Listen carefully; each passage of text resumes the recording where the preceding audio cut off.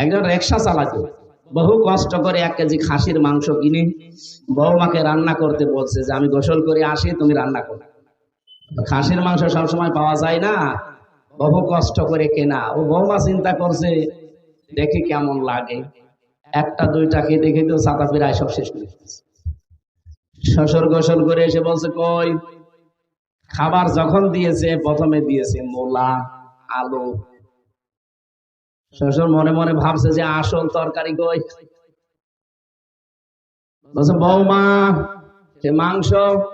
শ্বশুর আব্বা আমারে লজ্জা দেবেন না, আপনি যখন গোসল করতে গেলেন আমি রান্না কমপ্লিট করে ঢাকনা দিয়ে ঢেকে রাখলাম, কলে পানি আনতে গেছি, এসে দেখি দুষ্টু বিড়াল সব খেয়ে ফেলিস। যা দেব আপনাকে তো দেওয়ার মতো আর কায়দা নেই। শ্বশুর চিন্তা করছে 1 কেজি মাংস, শুধু রান্নাঘর থেকে কলের উপরে পানি আনতে গেল, এতটুকু সময়ের ভেতরে বিড়াল সব খেয়ে ফেলি। পাশে তাকিয়ে দেখে সে বিড়াল মিউ মিউ করছে, সব কিছু বেঁধে দিচ্ছে, 4 হাত পা রশি দিয়ে টাইট করে বেঁধে দিচ্ছে। দাড়ি পাল্লা এনে ওজন দিয়ে দেখে 1 কেজি।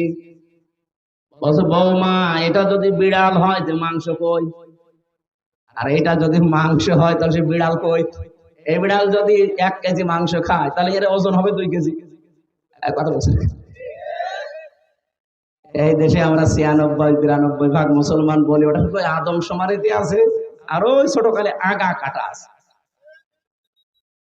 তারপরও আমার মনে হয় এখানে অনেকে আছে এখনো আগা কাটা নেই। ওই যে ওইটা, এই যে ওইটা, এই মুসলমানে দেওয়া হয়েছে? হ্যাঁ মুসলমানে দাওনি না, এখনো দেয়নি। এরকম বহু আগা কাটা ছাড়া মানুষ এখানে আছে। 96 ভাগ 92 ভাগ মুসলমান হচ্ছে না। আপনি তো অলরেডি নবীর দল থেকে বের হয়ে চলে গেছেন, যারা অন্যের জিনিস নিজের দায়িত্বে নিয়ে নিয়েছেন। আর দ্বিতীয় শাস্তি কত কঠিন চিন্তা করেছেন, ওয়ালিয়াতাবাওয়া মাকআদাহু মিনান নার, সে যেন জাহান্নামে নিজের একটা স্থান তৈরি করে রেখে দিয়েছে, মরবে আর ওই স্থানে চলে যাবে। আল্লাহ আমাদের হেফাজত করুন, বলেন আমিন। আমরা আজ হালালকে হালাল জেনে যদি সত্যি মানতে চান, হারামকে হারাম জেনে যদি সত্যি ছেড়ে দিতে চান, পৃথিবীতে যদি মিনি একটা জান্নাত দেখতে চান, আদখালাহুল্লাহুল জান্নাহ, মাস্ট বি সব ভুলে যান। সময় যেহেতু আল্লাহ তৈরি করে দিয়েছে, সুযোগও আসতেছে, আন্তর্জাতিক চাপগুলো আল্লাহ দেখবে। আল্লাহুম্মা ইন্না নাজআলুকা ফি নুহুরিহিম ওয়া নাউযু বিকা মিন শুরুরিহিম। জেলখানায় থাকতে এই দোয়াটা মনে হয় হাজার হাজার বার পড়েছি। এত বিশ্বাস নিয়ে পড়তাম। এর বাংলা অর্থ হচ্ছে, আল্লাহ আমার বিরুদ্ধে যারা ষড়যন্ত্র করছে তাদের মোকাবেলা করার জন্য আমি তোমারে রাখলাম। কারণ আমার বিরুদ্ধে ষড়যন্ত্র তো এ ভাই করেনি, এ সলিমদ্দি কলিমদ্দি করেনি, সরাসরি রাষ্ট্র করেছিল। মামলাটা আমার 30 বারের উপরে তুলেছে, সিএমএম কোর্ট, জজ কোর্ট, হাইকোর্টে, কিন্তু জামিন হয়নি। কারণ যিনি মামলার বাদী তিনি পালিয়ে গেছে। উনি দেন ওটা আরো 5 মিনিট দেন। সলিমদ্দি যদি হতো তাহলে কয় টাকা লাগতো, তারে টাকা দিয়ে আমি বের হয়ে চলে যেতাম। কিন্তু যিনি মামলা দিয়েছিল উনি তো টাকা পয়সা খাবে না, রাগ করে দিয়েছে। এই কথা বলছেন। আমাদের উদ্দেশ্য হচ্ছে, ভাই আপনি রাগ করেন আর খুশি হন, আমি কারো দিকে তাকিয়ে, মনের দিকে তাকিয়ে কথা বলি না, আমি আল্লাহর দিকে তাকিয়ে বলছি। যতদিন এই দেশে কোরআন এজহার না হবে, দল মত জাতি বর্ণ ধর্ম নির্বিশেষে কেউ তার অধিকার ফিরে পাবেন না। এটা ফিরে পাওয়ার জন্য কোরআনে কারীমকে এজহার করাই লাগবে। কারণ ওমান হাকামা বিহি আদালা, যারা কোরআন দিয়ে বিচার করে তারা শুধু ন্যায় বিচার কায়েম করতে পারে, তাছাড়া কেউ কোরআনের বাইরে গিয়ে ন্যায় বিচার কায়েম করতে পারে না। হয় অবিচার হবে তার মনের অজান্তে, অথবা সে জেনে শুনে অবিচার করবে। আমি সিঙ্গাপুরে একটা বক্তব্য দিয়েছিলাম,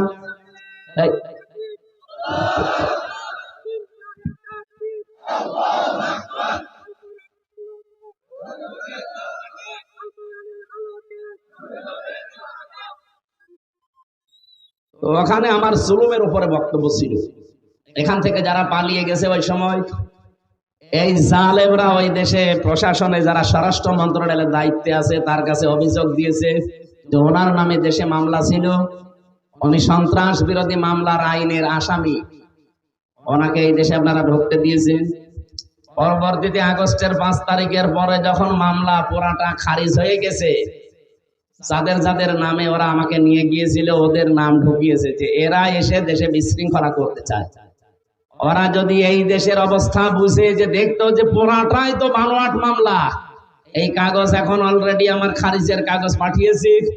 যারা যারা উল্টা মামলা মিথ্যা দিয়েছিল আমার নামে অভিযোগ, এখন তাদেরকে ধরে 1 কোটির উপরে টাকা জরিমানা দিয়েছে। মর শয়তানে বা যে কাজ যে করে না তার উপরে মিথ্যা কিছু চাপিয়ে তাকে কালার করবেন, ওই দোষ আপনাকে দিয়ে দুনিয়ায় আল্লাহ করাবে, এরপর আপনার মরণ হবে। এই গোনা যেন সামনে কেউ করবেন না। যে যা করেনি তার উপরে চাপিয়ে দিয়ে তাকে কালার করে ফেলে। আপনি কি আমাকে যে দোষটা দিলেন, এই দোষ আমি জানতাম? ছাতা আমাকে দিয়েছিল আনসারুল্লাহ বাংলা টিমের প্রধান, আমি সারা বাংলাদেশে কি এটা আমি জানি না।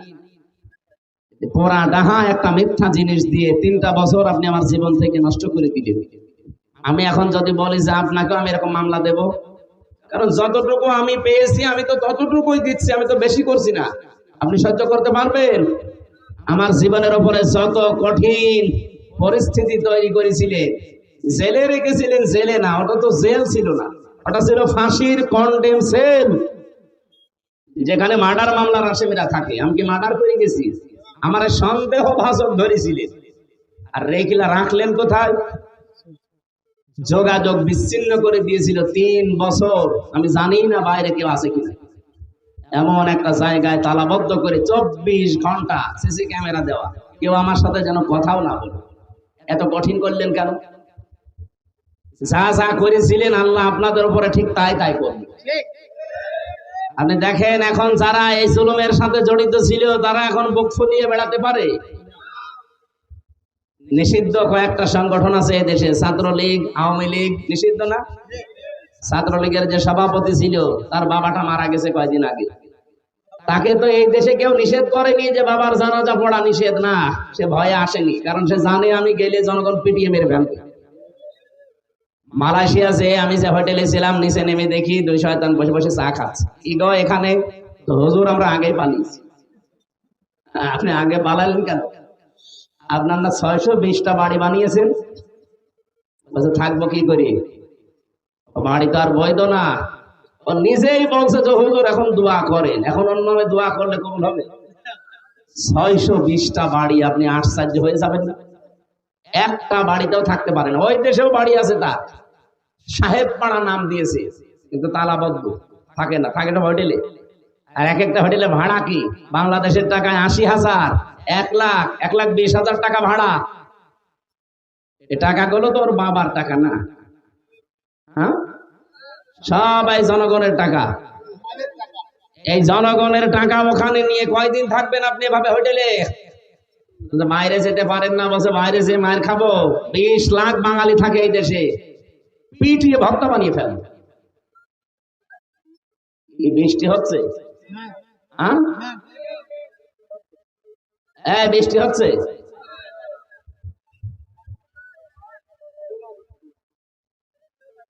কালকে একবার সে রাজবাড়িতে বৃষ্টির পানি মাথায় পড়ে আমার যে ঠান্ডা জ্বর এসে গেছে, এখানে দরকার একটা ছাতা দিয়ে। আমরা আর বেশি বিস্তারিত বলতেও চাচ্ছি না। মূল শিক্ষা আমার আজকের ছিল, যেহেতু আর 14 দিন পর একটা দিবস আসতেছে। কি দিবস? কোরবানি। বলেন বলেন। ঈদুল আজহার প্রায় 27টা শিক্ষা আল্লাহ আমাদের দিতে চান, 1 বছর পরে পরে আসে। এই 27টা শিক্ষা যদি আমরা দুনিয়াতে নিতে পারতাম, কোরবানি প্রতি বছরে বছরে আসা লাগতো না, একবারেই আমাদের কোরবানির শিক্ষা দেশে ইসলাম কায়েম করে দিত। আমরা যেহেতু বিস্তারিত যদি বৃষ্টির কারণে বলতে নাও পারি, আমার ওই যে গাড়ি আছে, আমার লিখিত বই পাবেন মেয়েদের দাম্পত্য জীবনের উপরে, পারিবারিক জীবনের যে কলহ ঝামেলা চলে, এগুলো মিটাতে হয় কি কি করে, কোরআন দিয়ে লেখা আছে। ওটা নিয়ে মেয়েকে, বউকে, মাকে, ফুপুকে এদেরকে পড়তে দেবে। ওই গাড়ি থেকে নিয়ে যেয়ে পড়াবেন। আশা করছি 120 পৃষ্ঠা লিখেছি, কাজে লাগবে আপনাদের। শিক্ষিত মানুষের জন্য একটা বই আছে সৃষ্টি নিয়ে, যারা লেখাপড়া করেন, গবেষক যারা চিন্তা ভাবনা করে পড়েন তারা ওইটা নেবেন, আর মেয়েদের জন্য ওইটা নিয়ে যাবে, কাজে লাগবে যদি আমরা শেষ পর্যন্ত যেতে না পারি। আপনারা এই ভেতরে আসেন, ভেতরে আসেন, বৃষ্টির পানি মাথায় পড়লে আমার মতো আবার অসুস্থ হয়ে যাবেন। সুবহানাল্লাহ আলহামদুলিল্লাহ লা ইলাহা ইল্লাল্লাহ। আসলে শীতের সময় ছাড়া এই সময় একটা রিস্ক হয়েছে, তখন বৃষ্টি চলে আসে, এই যে মাথায় পানি পড়ছে, হবে না। আমার আয়াত ছিল আজকের মূল বিষয়, অলিকুল্লি উম্মাতিন জাআলনা মানসাকান। আমি প্রত্যেকটি উম্মতের জন্য মানসাক দিয়েছিলাম। মানসাক মানে কোরবানি। কেন কোরবানি দিয়েছি, কেন এটা করা লাগবে? শুধু গোশত খাওয়ার জন্য নাকি? না, লিয়াজকুরু ইসমাল্লাহি আলা মা রাযাকাহুম মিন বাহিমাতিল আনআম। রিজিক হিসাবে যেগুলো আল্লাহ দিয়েছে, এটা সবাই করার সময় যেন নাম উচ্চারণ হয়। কার? এ কোন নাম? ওইটা আমি এসএম এর ব্যাখ্যা করছিলাম। আমরা আবার সামনে যদি কোনো জায়গায় মুরব্বী আমার নিয়ে আসতে চাই, যদি আসি আবার কথা বলবো। 1 ঘন্টা চলছে, আমরা আর এই বৃষ্টির কারণে বলতে পারছি না। আল্লাহুম্মা আমিন। লা হাওলা ওয়ালা কুওয়াতা ইল্লা বিল্লাহিল আলিয়্যিল আযীম।